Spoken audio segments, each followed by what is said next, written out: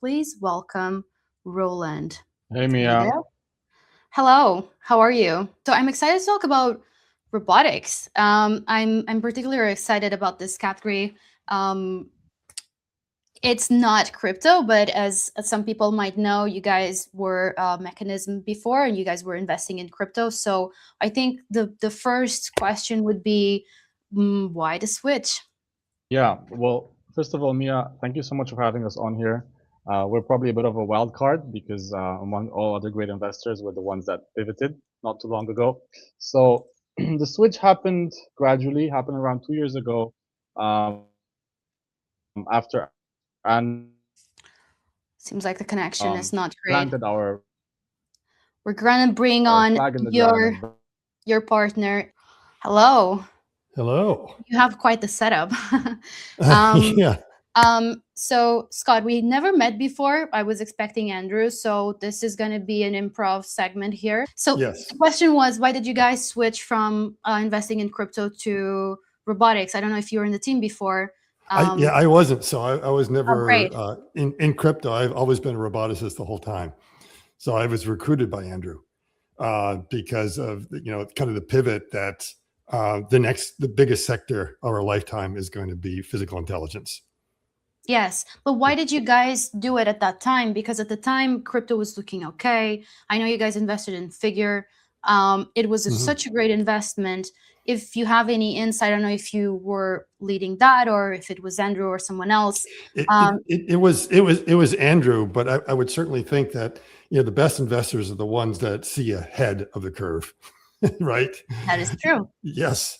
And Andrew has talked a little bit about it in the past. And I can mention that when he was thinking of going to Figure, everyone was telling him, don't do it.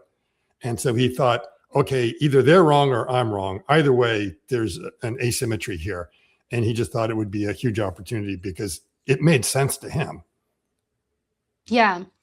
I mean, like, more than making sense, there should have been some signs that it was a good time. Um, I think, like, generally, when I think of robotics, I've watched a lot of sci-fi movies. So I think of the scenarios where, like robots would be walking Mhm. around on the street like we are, and things would be perceived as normal.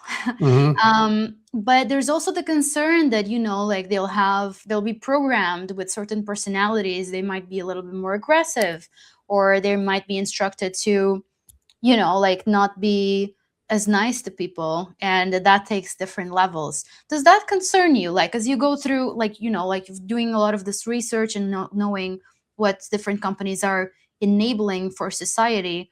Does that ever concern you? It does a little bit, and of course, all the above are possible. That's just going to happen. That everyone is going to be creating them in different form factors. It's like the first thing is like, are they all going to be humanoid form factors? And they can take a variety of form factors. They could be human-like but with wheels. They could be non-human-like. They could be just for manufacturing. They could be for caregiving. So they're all going to have their personalities. And I think if you actually look at the Star Wars universe, we think of it as science fiction, but they really thought about that ecosystem really well because you saw all different kinds of robots there for a variety of different purposes, some for malevolent purposes, some for very, good purposes. That's what we're going to probably see as well. And in the end, we're going to be the ones that sort of decide because, society sort of decides what they want and what they don't want, what's acceptable, what's not acceptable. So I guess I have enough faith in society that we will sort of choose the right kind of form factors. We will demand the right kind of safety and security with these bots. And the ones that don't belong, they just won't, because there won't be demand for them. Do you think that do you think I guess would the robots take over an amount of jobs to a point where people won't know what to do with themselves, like, because when we talk about like online, there's a lot Mm-hmm. of work online, but when you talk about like building houses, gardening, and all of that, it would be amazing, honestly, but some Yeah. people enjoy it. And the fact that some people need that, we're talking about perhaps like um, lower income jobs, um, will be able to do more, certainly, but there's this rising concern that AI, robotics will get people, like jobless. And the question comes, what will we do with our time? Yeah, and part of it is that the reality is the robots can't come soon enough because right now we actually have a labor shortage. There are so many openings of jobs that we cannot fulfill. So in many cases, the robots are actually going into places where people either don't want the jobs or you can't do it. And we can already see that there's going to be a shortfall in labor in the coming years. Demographics are dictating that. You've got an aging population that is going to retirement. And then you've got another generation that doesn't really want to do some of those jobs. And the aging population is going to put a lot of demand for goods and services in the economy. That's like, where's it going to come from? And so it's going to be a while before you're really going to be looking at the robots are causing job losses. And I think in the meantime, that means we will find other purposes and other things that we will be able to do. So it's going to be a while before robots can really replace highly skilled kind of labor. And I prefer to see it as that they're removing toil as opposed to they're removing labor. And that there's always been predictions how technology was going to ruin a particular sector. So for instance, photography was going to put all the painters out of business. They didn't. We get French Impressionism and modernism and everything as a result. So rather than painters being people who were glorified photographers, you think about all they were doing is recording what people were doing. They were portrait artists. Suddenly they were able to be expressive and creative. And I think the same thing is going to happen, is that it will allow a certain amount of creativity. And if you think about it, the guy who invented the plow, he put all those people that were using sticks out of work. And that's how we used to actually plant, is people literally use sticks to put holes in the ground to drop a seed in. And some guy came along with technological process. So that's kind of how technology goes along. And I think there will be a big unlock. It's understandable that there's concerns, but I really think the amount of time it takes to do it, it's not going to be so sudden that society will be able to adapt in time. Very interesting. So as you do research and go perhaps like talk with these companies in person and such, or virtually, tell me something that I wouldn't know. Like, what is happening behind doors? Like, what is the development looking like that is not already out in the market? Okay, there's lots of developments of many different form factors. And of course, one of the things that everyone is working on is like, the hand, because the most important part of the humanoid is the hand. That's the business end. That's where things get done. And it's been the biggest engineering challenge everyone has. So you're seeing a variety of very interesting hand designs that are coming out there that I think are going to start to be the unlock to do the manipulation, because cartwheels are nice. They have like an entertainment value, but they really are not productive. They're not something you can actually do in the factory. In fact, you're not allowed to do cartwheels on the factory floor. So you've really got to go in there, start doing manipulation. So you're starting to see that, and you're starting to see them really doing things that are quite interesting. The ability that they have to manipulate objects now is way beyond where you would have expected a few years ago. And as a classical roboticist, where I come from, they're doing things that a decade ago we said, oh, that's impossible. You never see a robot do that. So it's moving fast. Yeah. It's moving fast, but at the same time, if they can do 80% of stuff, that is great. That's incredible. That last 20% is going to be really, really hard to do it at, some people are obsessed with things like being able to thread a needle. I have to ask, when's the last time you sewed? Yeah. It kind of comes up. So sometimes we're asking the robots to do things that even we don't do. So while it's a measure of dexterity, in many cases, a lot of things we're doing do not require high degrees of dexterity, just enough to get the job done. And we set up manufacturing lines to be very easy to do, not be something that's always a challenge for 8 hours a day. We want to make sure it's ergonomic. In many cases, people are wearing gloves and other things that actually prevent them to have the dexterity and the sense of touch. So all the engineers have to do is say, where do we have to go that we can start to do that unlock?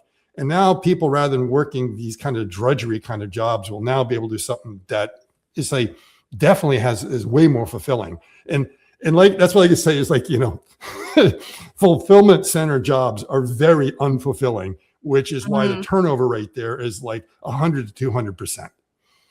I think like when people think of robots, at least for me, they're thinking of the robot that, like what's been advertised, launched like 2 days ago, 1 day ago, this robot that is like moving in a house. I forgot the name of the Oh company. yeah. This was Weave. Yeah. So it was kind of green in color, right? Yes, yeah. Yes. But Folding t-shirts. incredibly slow. I wouldn't buy that. It would like personally would get on my nerves, and I would just want to do it myself. So and I agree with you there. And this is the thing that's interesting about automation, is that we come to accept a lot of things. So we are used to the dishwasher, right? The dishwasher is really slow at washing dishes, yet we accept using it because we don't really care that it's done right there. If I have to wash like a simple dish or something like that, I will do it by hand. But usually if I have a lot, I'm willing to put them in there, and so long as it's kind of done. The problem with a lot of this automation is we're kind of servants to it. We have to load and unload it. The same thing with a Roomba. It's like really slow at vacuuming. So if I know that I've got company coming over in 20 minutes, I'm going to do it myself. But if it's just like, I'm going off to work, and so long as that thing's done when I'm home, it's okay. And so that's the same thing that you're going to see right now, is they're going to be slow, but in the end, they will get the job done for you. And this is the trade-off between, like, if they're working in a factory, they can't be slow. They have to run at the same rate as the human. But if they're kind of walking at home, you'll accept it. The same thing like with a lot, there are also bots that can cut the grass for you. And they're almost like the Roomba. They're really slow. But the fact of the matter is, I don't care. I go off to work and I come back, hey, great, the grass is cut. I don't care anymore. So this is kind of where the automation is going to be. And the other thing, remember, this is as bad as they're ever going to be. They're only going to get better. That is true. Can only get better. That's true. Yeah. I think my comparison was in, like the dishwasher. I don't want to get too much into it. The dishwasher is making a sound, but you don't really think about it that much. Well, if you have something moving around the house, moving around. Yeah. It's a little bit different. But I agree with the same thing with the Roomba, is like, it's kind of moving around. And the thing is, maybe you just do it when you're not there. So it doesn't annoy you. But it's the same thing, is that there are a lot of people that have decided the Roomba is valuable, that they like having them do it. And they accept the fact that, it only does 80% of the stuff. But that's good enough. I'll go over and get the rest of it. The main thing is it makes sure like all the pet dander and stuff like that gets kind of vacuumed up every day. And I don't have to always do it. But I know that at least once or twice a month, I have to do the deep clean. That's kind of acceptable. Same thing with the pots and pans. It's like sometimes that dishwasher doesn't know I have to go and do the pots and pans. However, it does free up time.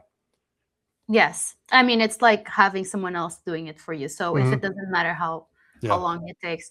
Yeah, that's interesting. So what is the last thing you think robots will be able to do? Like, as they get better and better, there's this final thing, maybe one of them that comes to mind, that you think it will be really hard to get them to do. Boy, I mean, that's a good question, because every time you think they can't do something, they'll surprise you. And then something that you think they should be able to do, they're like, they just can't do it for some reason. I'm imagining that actually cooking is going to be very challenging. So there's a lot of tasks we have that are very structured, that are fairly easy to do, but there's others where there's a certain amount of nuance and everything else that's a bit tricky. And we think of it, there's like recipes. It's very clear how you make something. You can go out and you can buy the right ingredients for a particular recipe you're trying to put together. And the thing is, if I do it or Michelin star chef does it, the results are just always different, because there's some kind of nuance in there. Every time I try to make an omelet, it ends up as scrambled eggs. I mean, no matter how hard I try.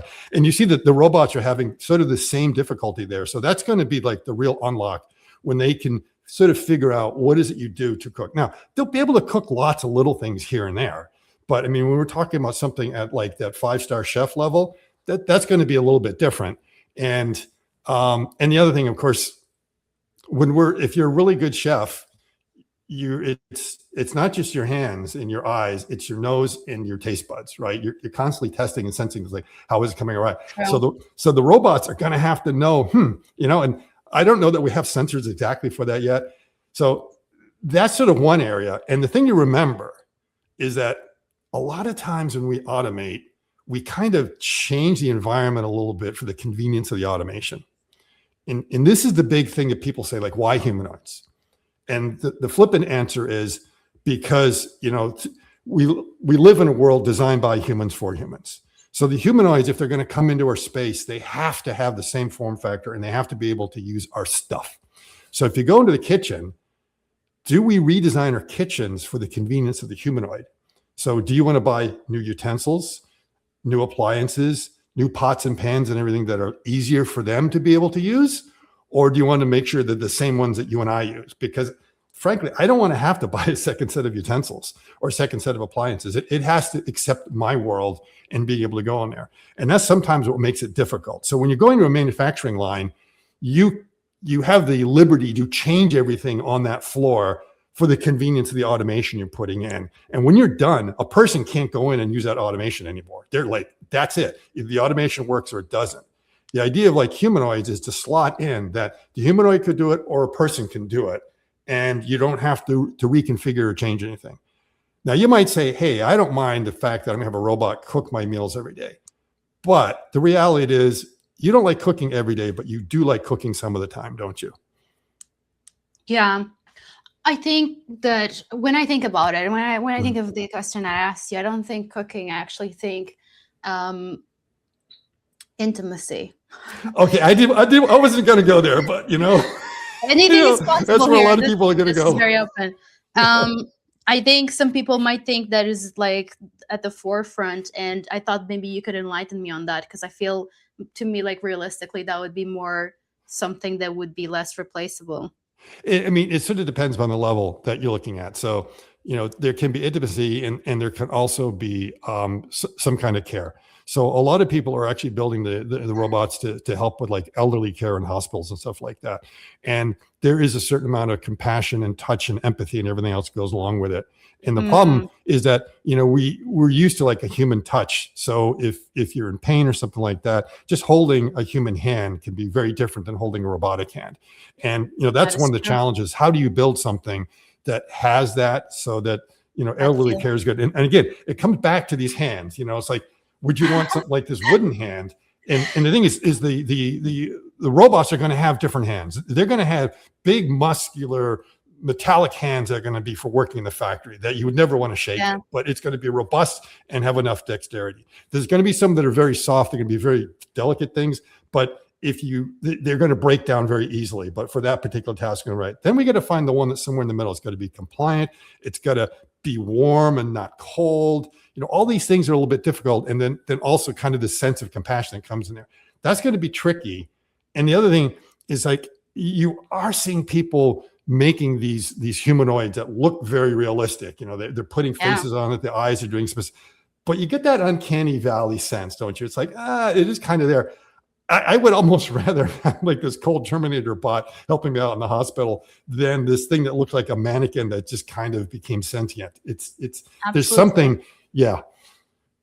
The other thing that I had in mind was cutting hair, but I've seen some machines. It doesn't look like a human, but there are some machines that people have generated some videos of like something that comes down and then you have like a spectacular hairstyle. I don't think that is possible, but we keep on dreaming. Fine, because the Flowbee, a lot of people like, they're fine with that, but I agree. If you want to have a really good coiffeur, you want to have something. And the other thing is like, everyone likes getting a haircut, a scissor cut, right? There's almost a sense of intimacy when someone is cutting your hair. And I just don't know whether the robot will be able to do the same thing. Scott, it's been a pleasure to have you. This was very quick turn of events. I don't know if you were expecting this at all. I feel like this was very insightful. So thank you so much for joining me. Yeah, you're welcome. It's glad to be here.